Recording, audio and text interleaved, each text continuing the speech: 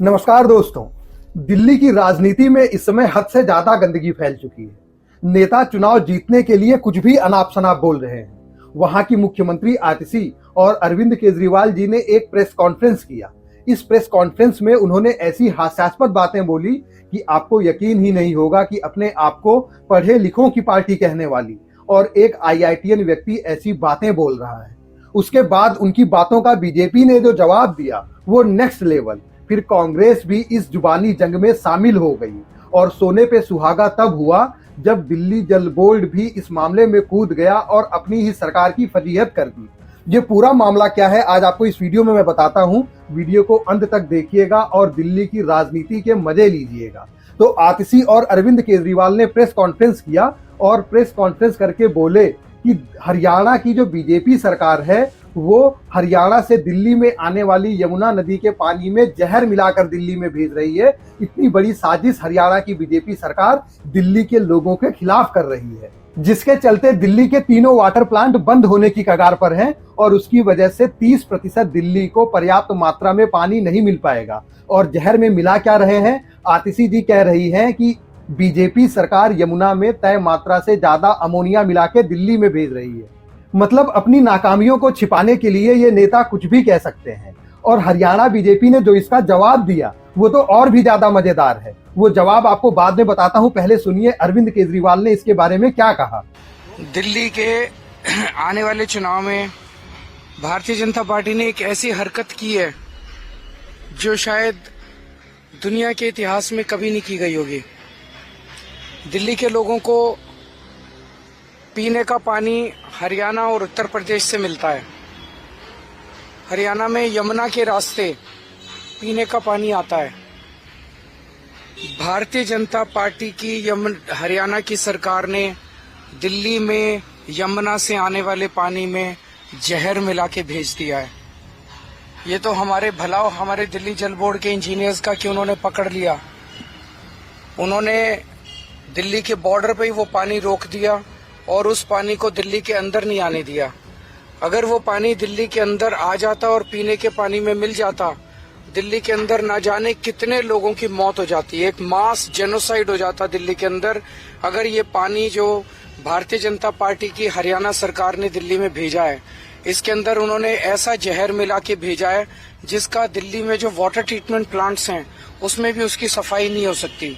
और इसकी वजह से लगभग 1/3 दिल्ली के अंदर पीने के पानी की कमी हो गई है। मैं दिल्ली के लोगों को ये कहना चाहता हूँ कि इस किस्म की राजनीति बिल्कुल नहीं होनी चाहिए और ये बहुत गंदी राजनीति है।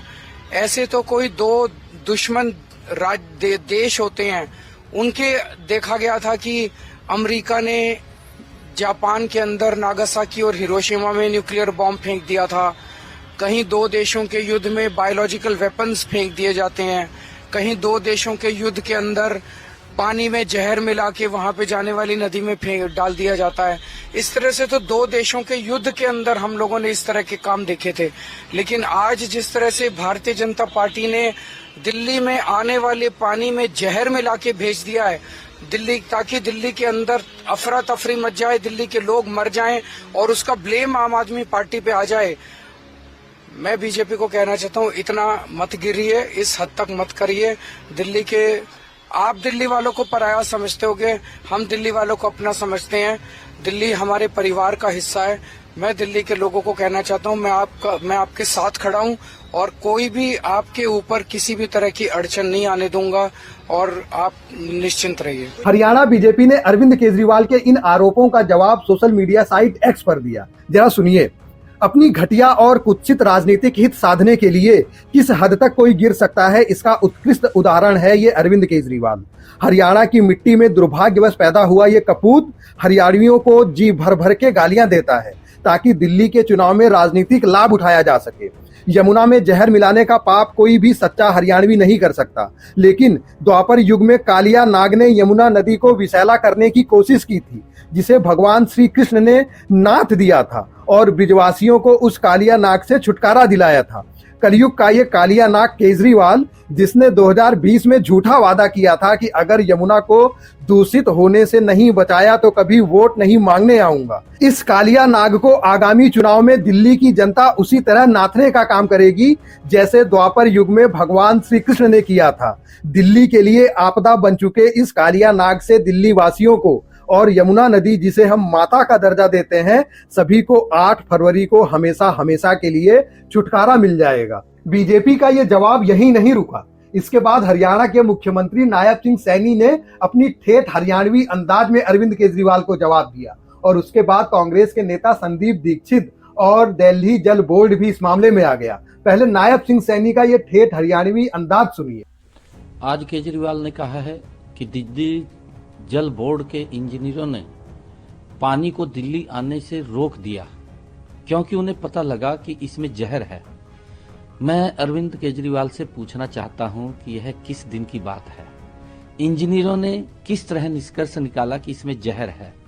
केजरीवाल बताए कि कौन सा जहर डाला गया, कितने टन जहर डाला गया, फिर बॉर्डर पर पानी को कैसे रोका, कोई दीवार बनाई, कहां बनाई, कितना समय लगा, कितना खर्च हुआ, और फिर हरियाणा ने तो कभी भी पानी नहीं रोका। तो जो पानी रोका इन्होंने वो कहां गया? इस जहरीले पानी से कितनी मछलियां मरी? दिल्ली के पूर्व मुख्यमंत्री अरविंद केजरीवाल ने आज एक बार फिर साबित किया कि घटिया और झूठ की राजनीति करने के मामले में उनका कोई सानी नहीं है।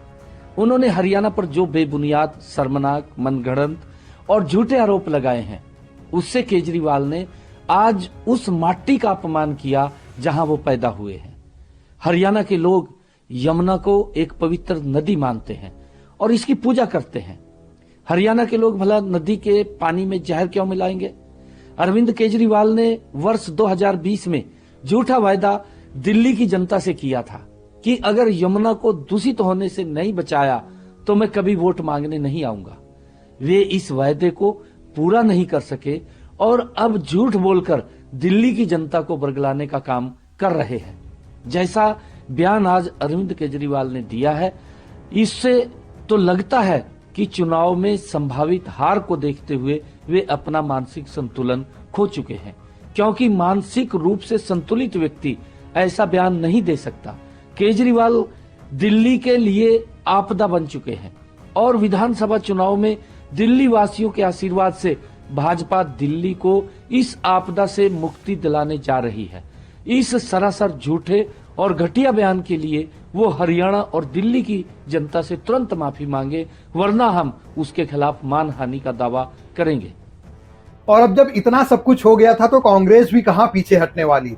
कांग्रेस की तरफ से नई दिल्ली के उम्मीदवार संदीप दीक्षित ने आम आदमी पार्टी को इस मामले पर घेरा और दिल्ली सरकार की फजीहत तब हो गई जब दिल्ली जल बोर्ड भी अपनी ही सरकार के खिलाफ हो गई। पहले आप सुनिए संदीप दीक्षित ने क्या कहा।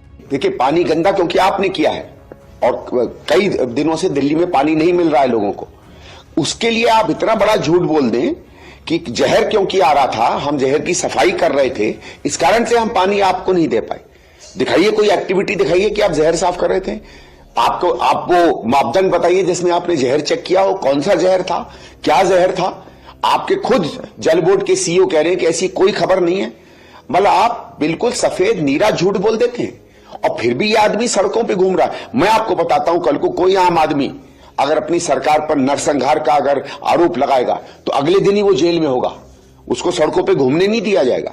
तभी मैं कह रहा हूं, मुझे आश्चर्य है, ये अराजकता का माहौल है क्या? ये हम किसी जंगल राज में रह रहे हैं क्या? क्यों नहीं हरियाणा सरकार इस पर एक्शन ले रही है?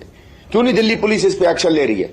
इलेक्शन कमीशन जो हर छोटी मोटी चीज पर कूद पड़ता था, कहां गई वो आज? मतलब इन संस्थाओं का चुप रहना, मुझे संदेह लग रहा है कि अंदर ही अंदर भारतीय जनता पार्टी और आप आदमी में या तो कोई गठजोड़ है या दोनों संस्थाओं को कोई फर्क नहीं पड़ता है आम आदमियों में क्या जाए क्या नहीं जाए। पब्लिक पैनिक हो, इन लोगों की राजनीति रोटियां जो है वो आगे सीखनी चाहिए। ऐसा कोई कानूनी प्रावधान है ताकि हरियाणा पुलिस या दिल्ली पुलिस नरसंहार के आरोप पे केजरीवाल को गिरफ्तार? बिल्कुल होना चाहिए क्योंकि जी। आपका आरोप है कि इतने बड़े आरोप के बाद या तो दोनों के बीच गठजोड़ है इसलिए गिरफ्तारी नहीं हो रही है? भाई मेरा ये कि कोई रिएक्शन आया कल हरियाणा सरकार से? कोई बात? कल सीओ जल बोर्ड ने एक पत्र लिखा एलजी साहब को, उसके बाद कुछ ना कुछ तो जवाबदेही कुछ तो मांगनी चाहिए। ये क्या मतलब आज चुनाव है नहीं है, इससे कोई लेना देना नहीं है। आपने ओपनली इतना बड़ा आपको याद है एक बीच में आया था कि जब किसी बदमाश ने स्कूलों पर फोन करके कहा था कि वो बॉम्ब थ्रेट है, गंभीरता से लिया गया था उसको, पुलिस फौरन वहां पहुंची थी कि नहीं पहुंची थी? उसके ऊपर एक्शन क्यों नहीं अरविंद केजरीवाल के पास दिल्ली पुलिस गई, हरियाणा पुलिस गई कि सबूत दीजिए? भाई अगर जहर आया है और एक छटाक भी जहर अगर बह के आ जाता है और एक व्यक्ति भी बीमार पड़ जाता है उसके पानी से, हत्या है, ये मर्डर है, क्यों नहीं पुलिस गई उसके पास कि सबूत दीजिए? एक कॉल पर स्कूल पे जो भी बहुत सीरियस क्राइम है, पूरी दिल्ली पुलिस एक्टिव हो जाती है। और एक इतना बड़ा व्यक्ति जो पूर्व मुख्यमंत्री है, नरसंहार की बात करता है, क्यों नहीं गई पुलिस उसके घर? भाई या तो सबूत दीजिए। और जिस तरह या आप मालूम है उस आदमी पर केस चल रहा है क्योंकि उसने झूठा फोन किया है कि नहीं? आप अगर सरकारी किसी भी स्कूल में बॉम्ब थ्रेट का झूठा फोन करेंगे तो आप पर केस चल रहा है, गिरफ्तारी हो रही है, तो इन पर भी तो होनी चाहिए। ये अगर या तो ये बात सही है कि जहर मिलाया गया, और अगर झूठ है तो जिस तरीके से उन पर केस चल रहा है जिन्होंने बॉम्ब थ्रेट झूठा दिया था, इन पर भी केस चलना चाहिए। और जब ये सारा हो हल्ला हो रहा था, उसी बीच दिल्ली जल बोर्ड ने अपना स्टेटमेंट दिया और वहां की सीईओ ने कहा कि यमुना को लेकर एक भ्रामक खबर फैलाई जा रही है जिसमें सच्चाई नहीं है। यानी दिल्ली जल बोर्ड अपनी ही सरकार दिल्ली सरकार के खिलाफ खड़ी हो गई और उन्होंने दिल्ली सरकार ने जो आरोप लगाए थे हरियाणा सरकार के ऊपर, उन आरोपों को खारिज कर दिया। अब इस मामले में जितने लोग इन्वॉल्व थे, मैंने आपको उन सबके स्टेटमेंट बता दिए, उन सबकी बातें बता दी। आपको किसकी बात में सच्चाई नजर आ रही है, कमेंट करके हमें जरूर बताइएगा। मिलते हैं अगले वीडियो में, तब तक के लिए नमस्कार।